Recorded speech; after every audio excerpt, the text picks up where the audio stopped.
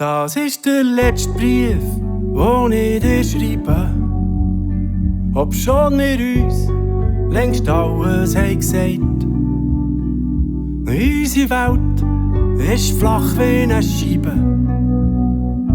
wo kein Stein mehr auf dem anderen steht.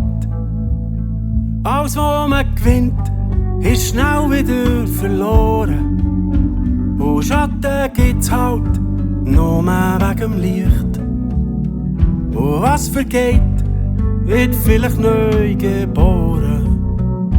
Soll doch jeder noch das glauben, was er tut. Und vielleicht lässt das grosse Universum uns kleinen Fischen nochmal zu. Und lässt uns für einen Moment ausnahmsweise mal ein.